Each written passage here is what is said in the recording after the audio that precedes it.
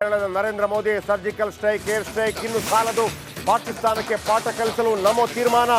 ಪುಲ್ವಾಮಾ ದಾಳಿಗೆ ಪ್ರತೀಕಾರವಾಗಿ air strike ಆಯಿತು. ಪುಲ್ವಾಮಾ ದಾಳಿ ನಡೆದ 12 ದಿನದ ಬೆನ್ನಲ್ಲೇ ದಾಳಿ ಆಯಿತು. 40 ಯೋಧರ ವೀರಮರಣಕ್ಕೆ ಪ್ರತಿಯಾಗಿ 200+ ಉಗ್ರರ ಹತ್ಯೆ ಆಯಿತು. ಬಾಲಾಕೋಟ್ ಉಗ್ರರ ಮೇಲೆ ಉಡಿಸಾಯಿತು. ಈಗ 28 ನಾಗರಿಕರ ಹತ್ಯೆಯಾಗಿದೆ. ಅದು ಕೂಡ ಧರ್ಮ ಕೇಳಿ ಹತ್ಯೆಯಾಗಿದೆ. ಯಾವತ್ತೂ ಕೂಡ ನಾಗರಿಕರ ಮೇಲೆ ಹತ್ಯೆಯಾಗಿರಲಿಲ್ಲ. ಈ ಹಿಂದೆ ನಡೆದಂತಹ ಉರಿ ಸೆಕ್ಟರ್ ಮೇಲೆ ನಡೆದಂತಹ ಅಟ್ಯಾಕ್ಗೆ ಪ್ರತೀಕಾರವನ್ನು ಸರ್ಜಿಕಲ್ ಸ್ಟ್ರೈಕ್ ಮತ್ತು ಏರ್ ಸ್ಟ್ರೈಕ್ ಮಾಡಲಾಗಿತ್ತು. ಈಗ ನರೇಂದ್ರ ಮೋದಿ ಅವರು ಮತ್ತೊಮ್ಮೆ ಹೇಳಿದ್ದಾರೆ, ಮೋದಿ ಮೀಟಿಂಗ್ನಲ್ಲಿ ರೋಚಕ ನಿರ್ಧಾರವನ್ನು ಕೈಗೊಳ್ಳಲಾಗಿದೆ. ಸೇನೆಗೆ ಫುಲ್ ಫ್ರೀಡಮ್ ಕೊಡಲಾಗಿದೆಯಂತೆ. ಫುಲ್ ಫ್ರೀಡಮ್ ಇದನ್ನೇ ಬಯಸ್ತಾ ಇತ್ತು ನರೇಂದ್ರ ಮೋದಿ ಅವರಿಂದ ಇಡೀ ಭಾರತ ದೇಶ. ಈ ಹಿಂದೆ ಪುಲ್ವಾಮಾ ದಾಳಿಯಾದಾಗ ಆಮೇಲೆ ಈ ಹಿಂದೆ ಉರಿ ಸೆಕ್ಟರ್ ಮೇಲೆ ದಾಳಿಯಾದಾಗ ಹೇಗೆ ಸರ್ಜಿಕಲ್ ಸ್ಟ್ರೈಕ್ ಮತ್ತು ಏರ್ ಸ್ಟ್ರೈಕ್ ಮಾಡಲಾಗಿತ್ತು, ಭಯೋತ್ಪಾದಕರನ್ನ ಚಟ್ಟಕ್ಕೇರಿಸಲಾಗಿತ್ತು. ಆದರೆ ಈ ಬಾರಿ ಕೇವಲ ಸರ್ಜಿಕಲ್ ಸ್ಟ್ರೈಕ್ ಮತ್ತು ಏರ್ ಸ್ಟ್ರೈಕ್ ಸಾಲದು ಭಾರತೀಯರಿಗೆ.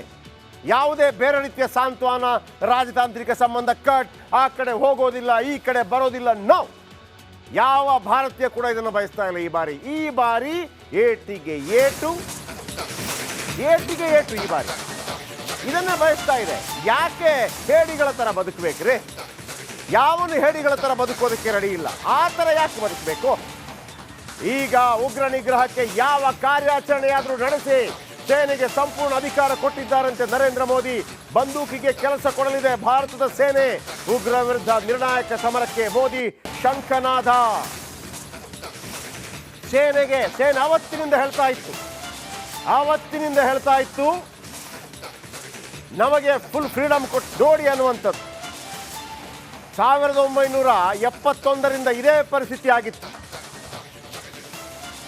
ಯಾಕೆ ಅಂತಂದ್ರೆ ಒಂದು ಕಾಲದಲ್ಲಿ ಅವಕಾಶ ಕೊಟ್ಟಿದ್ರೆ POKಯನ್ನು ಯಾವತ್ತೇ ಭಾರತದ ವಶಕ್ಕೆ ಪಡೆಯಬಹುದಾಗಿತ್ತು. ಈಗ ಸೇನೆಗೆ ಸಂಪೂರ್ಣ ಅಧಿಕಾರವನ್ನು ಮೋದಿ ಕೊಟ್ಟಿದ್ದಾರೆ ಅನ್ನುವಂಥ ಮಾಹಿತಿಗಳು ಬರ್ತಾ ಇದೆ.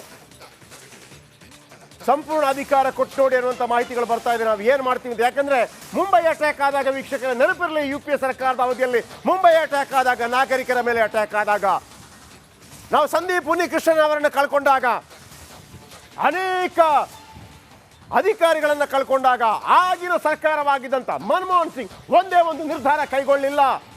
ಸೇನೆ ಹೇಳ್ತು ಅಟ್ಯಾಕ್ ಮಾಡ್ತೀವಿ ಅಂತೇಳಿ. ಗೊತ್ತಿದೆ ನಮಗೆ, ಒಂದು ಯುದ್ಧ ಆದರೆ ಒಂದು ದೇಶ 10 ವರ್ಷ 20 ವರ್ಷ ಹಿಂದಕ್ಕೆ ಹೋಗುತ್ತೆ. ಹಿಂದಕ್ಕೆ ಹೋದ್ರೂ ಪರವಾಗಿಲ್ಲ ಸರ್, ಹಿಂದಕ್ಕೆ ಪರವಾಗಿಲ್ಲ. ಹೇಡಿಗಳ ಥರ ಬದುಕೋದು ಮಾತ್ರ ಬೇಡ. ಆ ಥರ ಬದುಕಬೇಕು, ಬೆಸ್ಟಾಗಿ ಬದುಕಬೇಕು. ಯುದ್ಧ ಬೇಡ, ಅಥವಾ ಅವರನ್ನು ಏನೂ ಮಾಡೋದು ಬೇಡ ಅಂತಂದರೆ ಕೈ ಕಾಲು ಕಟ್ಟು ಮಾಡ್ಕೊಂಡು ಬದುಕಬೇಕಪ್ಪ. ಹಾಗಾಗಿ ನರೇಂದ್ರ ಮೋದಿ ಅವರು ಸೇನೆಗೆ ಸಂಪೂರ್ಣವಾಗಿ ಅವಕಾಶವನ್ನು ಕೊಟ್ಟಿದ್ದಾರೆ.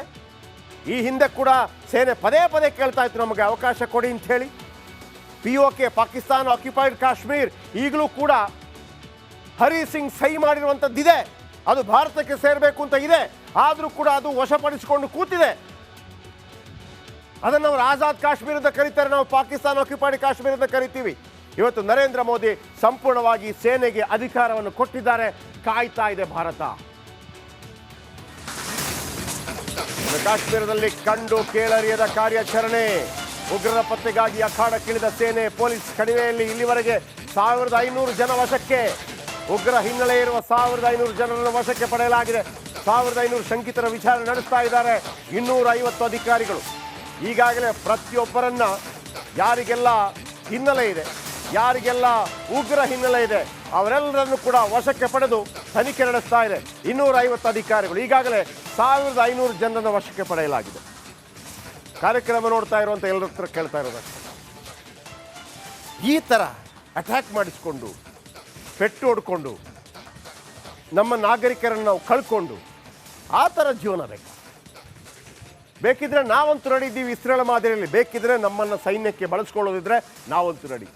ಜೀವದ ಹಂಗು ತೊರೆದು Narendra Modi surgical strike air strike ಇನ್ನು ಸಾಲದು ಪಾಕಿಸ್ತಾನಕ್ಕೆ ಪಾಠ ಕಲಿಸಲು ನಮೋ ತೀರ್ಮಾನ.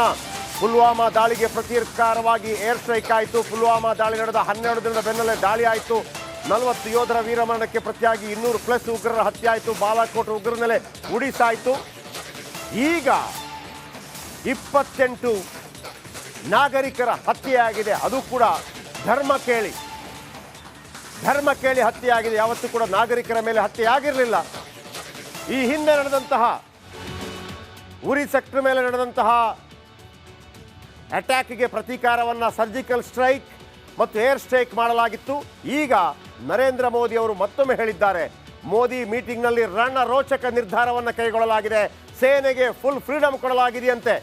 ಫುಲ್ ಫ್ರೀಡಮ್ ಇದನ್ನೇ ಬಯಸ್ತಾ ಇತ್ತು ನರೇಂದ್ರ ಮೋದಿ ಅವರಿಂದ ಇಡೀ ಭಾರತ ದೇಶ. ಈ ಹಿಂದೆ ಪುಲ್ವಾಮಾ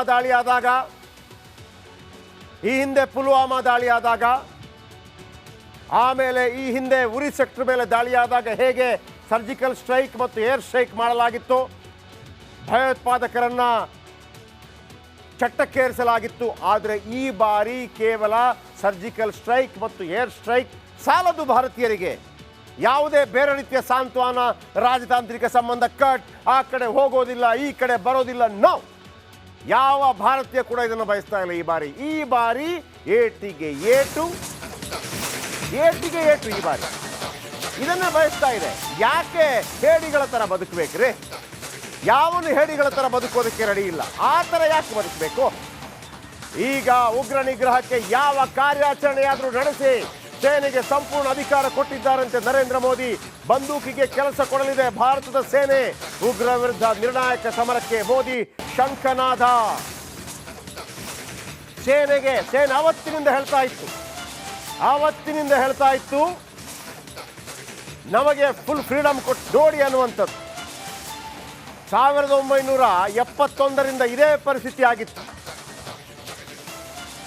ಯಾಕೆ ಅಂತಂದ್ರೆ ಒಂದು ಕಾಲದಲ್ಲಿ ಅವಕಾಶ ಕೊಟ್ಟಿದ್ರೆ POKಯನ್ನು ಯಾವತ್ತೇ ಭಾರತದ ವಶಕ್ಕೆ ಪಡೆಯಬಹುದಾಗಿತ್ತು. ಈಗ ಸೇನೆಗೆ ಸಂಪೂರ್ಣ ಅಧಿಕಾರವನ್ನು ಮೋದಿ ಕೊಟ್ಟಿದ್ದಾರೆ ಅನ್ನುವಂಥ ಮಾಹಿತಿಗಳು ಬರ್ತಾ ಇದೆ.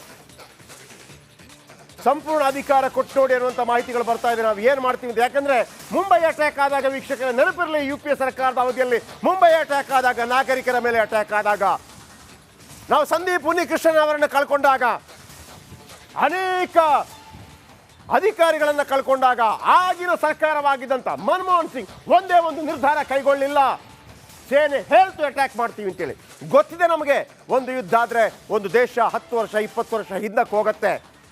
ಹಿಂದಕ್ಕೆ ಹೋದ್ರೂ ಪರವಾಗಿಲ್ಲ ಸರ್, ಹಿಂದಕ್ಕೋದ್ರೂ ಪರವಾಗಿಲ್ಲ. ಹೇಡಿಗಳ ಥರ ಬದುಕೋದು ಮಾತ್ರ ಬೇಡ. ಆ ಥರ ಬದುಕಬೇಕು, ಬೆಸ್ಟಾಗಿ ಬದುಕಬೇಕು. ಯುದ್ಧ ಬೇಡ, ಅಥವಾ ಅವರನ್ನು ಏನು ಮಾಡೋದು ಬೇಡ ಅಂತಂದರೆ ಕೈ ಕಾಲು ಕಟ್ಟು ಮಾಡ್ಕೊಂಡು ಬದುಕಬೇಕಪ್ಪ. ಹಾಗಾಗಿ ನರೇಂದ್ರ ಮೋದಿ ಅವರು ಸೇನೆಗೆ ಸಂಪೂರ್ಣವಾಗಿ ಅವಕಾಶವನ್ನು ಕೊಟ್ಟಿದ್ದಾರೆ. ಈ ಹಿಂದೆ ಕೂಡ ಸೇನೆ ಪದೇ ಕೇಳ್ತಾ ಇತ್ತು ನಮಗೆ ಅವಕಾಶ ಕೊಡಿ ಅಂತ ಹೇಳಿ.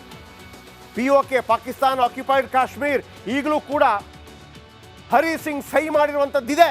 ಅದು ಭಾರತಕ್ಕೆ ಸೇರಬೇಕು ಅಂತ ಇದೆ. ಆದರೂ ಕೂಡ ಅದು ವಶಪಡಿಸಿಕೊಂಡು ಕೂತಿದೆ. ಅದನ್ನು ಅವರು ಆಜಾದ್ ಕಾಶ್ಮೀರ ಅಂತ ಕರೀತಾರೆ, ನಾವು ಪಾಕಿಸ್ತಾನ ಆಕ್ಯುಪೈಡ್ ಕಾಶ್ಮೀರ ಅಂತ ಕರಿತೀವಿ. ಇವತ್ತು ನರೇಂದ್ರ ಮೋದಿ ಸಂಪೂರ್ಣವಾಗಿ ಸೇನೆಗೆ ಅಧಿಕಾರವನ್ನು ಕೊಟ್ಟಿದ್ದಾರೆ. ಕಾಯ್ತಾ ಇದೆ ಭಾರತ. ಕಾಶ್ಮೀರದಲ್ಲಿ ಕಂಡು ಕೇಳರಿಯದ ಕಾರ್ಯಾಚರಣೆ. ಉಗ್ರರ ಪತ್ತೆಗಾಗಿ ಅಖಾಡಕ್ಕಿಳಿದ ಸೇನೆ. ಪೊಲೀಸ್ ಕಣಿವೆಯಲ್ಲಿ ಇಲ್ಲಿವರೆಗೆ 1500 ಜನ ವಶಕ್ಕೆ. ಉಗ್ರ ಹಿನ್ನೆಲೆ ಇರುವ 1500 ಜನರನ್ನು ವಶಕ್ಕೆ ಪಡೆಯಲಾಗಿದೆ. 1500 ಶಂಕಿತರ ವಿಚಾರಣೆ ನಡೆಸ್ತಾ ಇದ್ದಾರೆ 250 ಅಧಿಕಾರಿಗಳು. ಈಗಾಗಲೇ ಪ್ರತಿಯೊಬ್ಬರನ್ನ, ಯಾರಿಗೆಲ್ಲ ಹಿನ್ನೆಲೆ ಇದೆ, ಯಾರಿಗೆಲ್ಲ ಉಗ್ರ ಹಿನ್ನೆಲೆ ಇದೆ, ಅವರೆಲ್ಲರನ್ನು ಕೂಡ ವಶಕ್ಕೆ ಪಡೆದು ತನಿಖೆ ನಡೆಸ್ತಾ ಇದೆ 250 ಅಧಿಕಾರಿಗಳು. ಈಗಾಗಲೇ 1500 ಜನರನ್ನು ವಶಕ್ಕೆ ಪಡೆಯಲಾಗಿದೆ. ಕಾರ್ಯಕ್ರಮ ನೋಡ್ತಾ ಇರುವಂಥ ಎಲ್ಲರ ಹತ್ರ ಕೇಳ್ತಾ ಇರೋದು, ಈ ಥರ ಅಟ್ಯಾಕ್ ಮಾಡಿಸ್ಕೊಂಡು, ಪೆಟ್ಟು ಹೊಡ್ಕೊಂಡು ನಮ್ಮ